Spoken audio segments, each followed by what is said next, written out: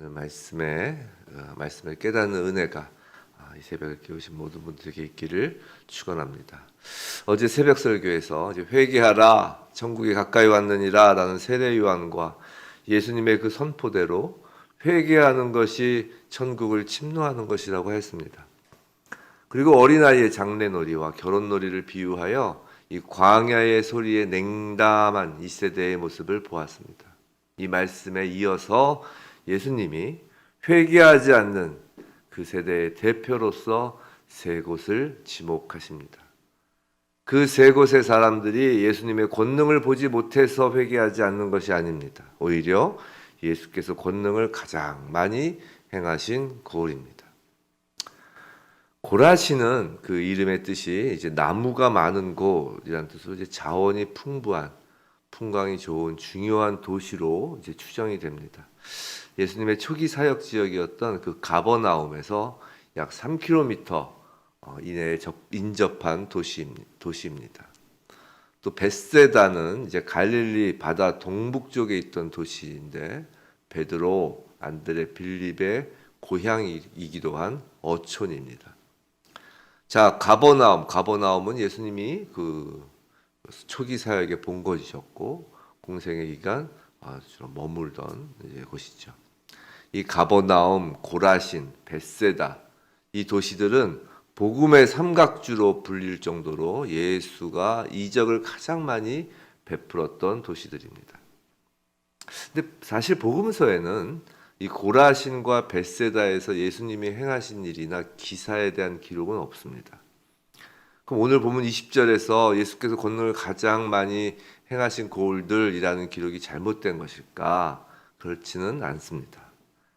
우리가 그 4개의 복음서의 맨 마지막 복음서가 요한복음이죠. 그 요한복음의 또 맨 마지막 구절이 이렇게 되어 있습니다. 요한복음 21장 25절인데요. 사복음서의 맨 마지막이죠. 예수께서 행하신 일이 이 외에도 많으니 만일 낱낱이 기록된다면 이 세상이라도 이 기록된 책을 두기에 부족할 줄 아노라라고 말입니다. 그러니까 만약에 예수께서 행하신 일을 정말 다 적는다면 그 책으로 이 지구를 덮기도 부족할 거라는 거예요. 이게 이제 모든 복음서를 마감하면서 예수의 생애에 대해 충분하고도 완전하게 설명하고 기록하는 것이 불가능함을 알아라 라고 이제 말하는 것이죠. 오늘 등장하는 고라신과 벳세다에 관한 말씀이 바로 낱낱이 기록되지 않은 그 예수님의 행적, 그 행하신 기적들이 행하여진 그 고을입니다. 예수님이 이제 많은 권능을 행하신 것은 사람들이 예수님을 단순히 기적을 행하는 사람으로 보도록 하시는데 목적이 있는 것이 아닙니다. 그런 권능을 행하신 메시아 앞에서 회개하고 돌이키도록 하기 위함이죠.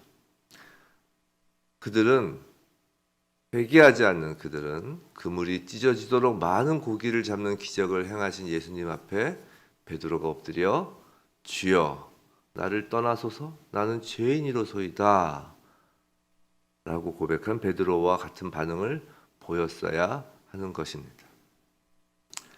이 세 고을과 비교된 구약의 세 고을이 또 오늘 본문에 나옵니다. 두로와 시돈, 한때 번영한 도시였지만 그 선지서들에서 구약의 예언서에서 하나님께 심판 선고를 받은 사악한 이방 도시입니다.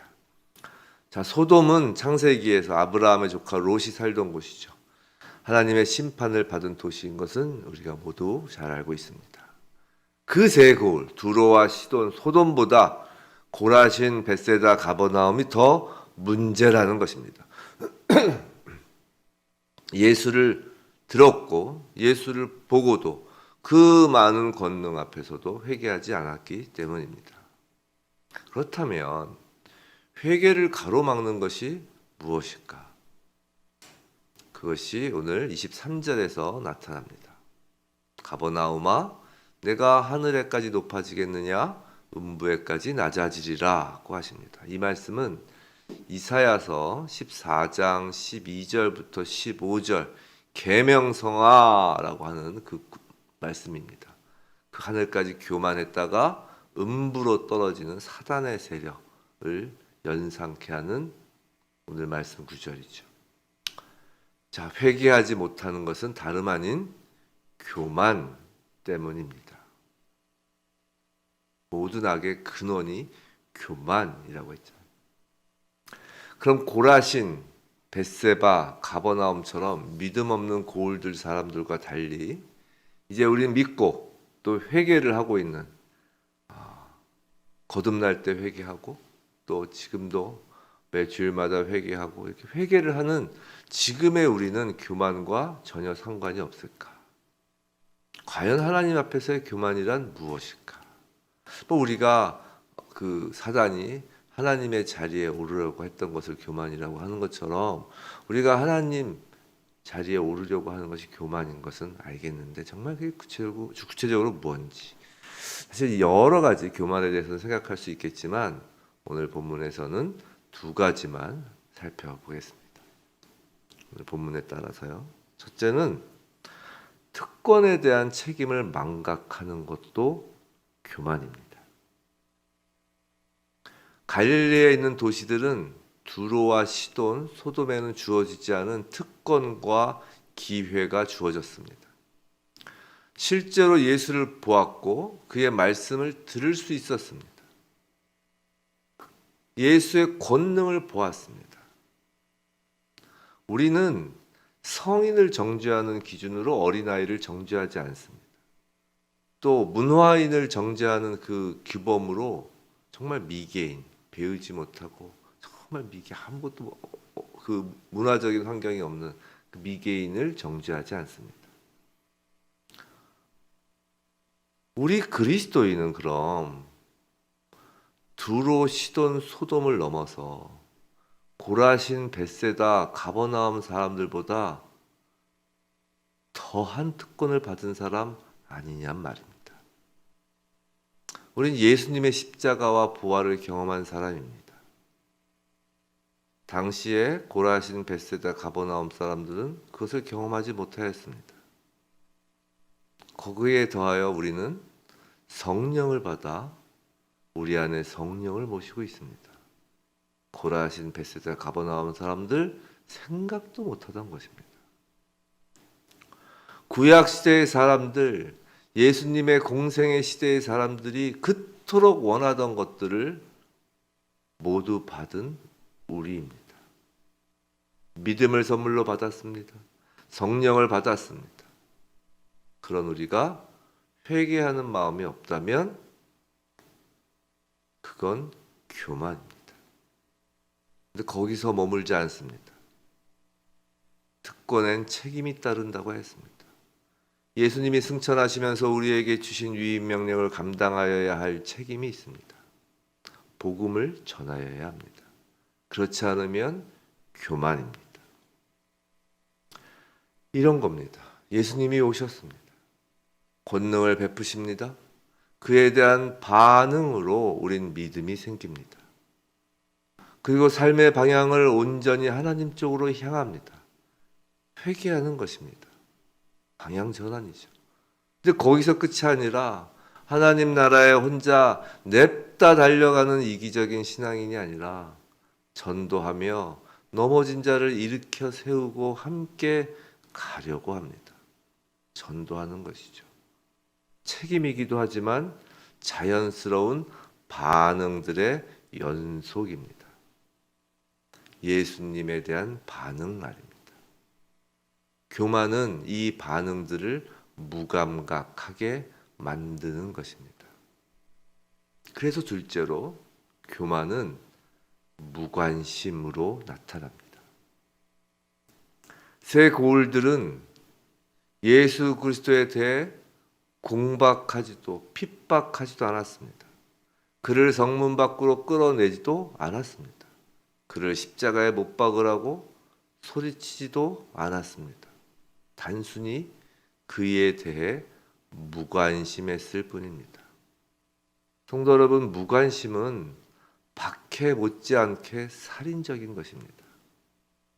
무관심은 종교를 막 불살라 화양에 처하듯이 불살라 죽이지는 않지만 무관심은 종교를 꽁꽁 얼려 죽입니다. 그럼 예수를 믿는다고 하는 우리는 무관심으로 신앙이 얼어가는 경우가 과연 없을까요? 그렇지 않습니다. 삶 속에서 예수님이 없는 것이 무관심입니다. 아침에 눈을 뜨고 밤에 잠이 들 때까지 예수님을 혼자 놔두는 것이 무관심입니다. 우리에게 오신 예수님인데, 우리 삶의 주인으로 오셨는데, 우리의 왕으로 오셨는데 삶의 어느 부분도 예수님을 바라보고 있지 않는 것입니다. 예수님을 믿는다고 말은 합니다. 예배도 드립니다. 찬양도 부르고 기도도 하며 말씀도 읽습니다. 그런데 그 외의 모든 시간들은 자신이 주인입니다. 예배당에서 실컷 예수님을 찾아놓고 막상 예배당 문을 나설 때는 오신 예수님을 그냥 예배당 안에 계셔라 라고 합니다. 성도 여러분, 교만의 반대말은 겸손입니다. 겸손은 그저 엎드려 비는 것이 겸손이 아닙니다. 겸손의 성경적 의미는 내 맡김입니다.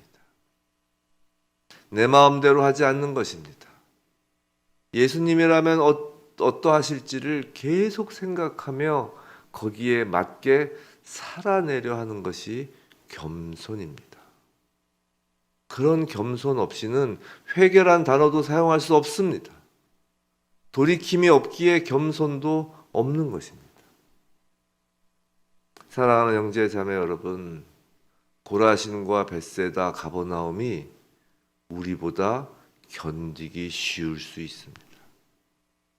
교만으로 회개도 하지 않고 전도하지 않으며 크건 작건 기쁜 일이건 슬픈 일이든 삶에서의 모든 일들을 주님께 내맡기지 않는다면 말입니다.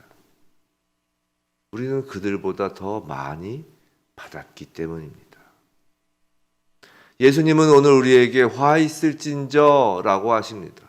근데 헬라어 원어의 이 화 있을진저의 뉘앙스는 막 자존심이 상해서 뭐 밝은 화를 내거나 타오르는 듯한 어떤 그런 분노를 품는 어조가 아닙니다.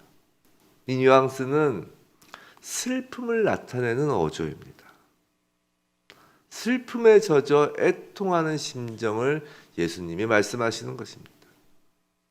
우리가 예수 믿은 그 특권을 망각하고 성령 받은 것을 망각하고 마음이 굳어지면 하나님께서 슬퍼하십니다.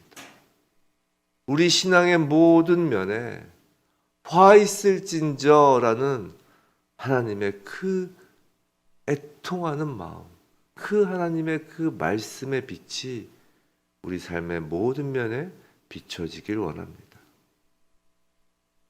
부디 우리 주님의 화 있을진저라는 그 음성을 듣고 오늘 하루도 회개하고 오늘 하루도 일상의 모든 생각, 마음, 우리의 입술과 행동이 온전히 주님만 향하길 주님의 이름으로 축원합니다.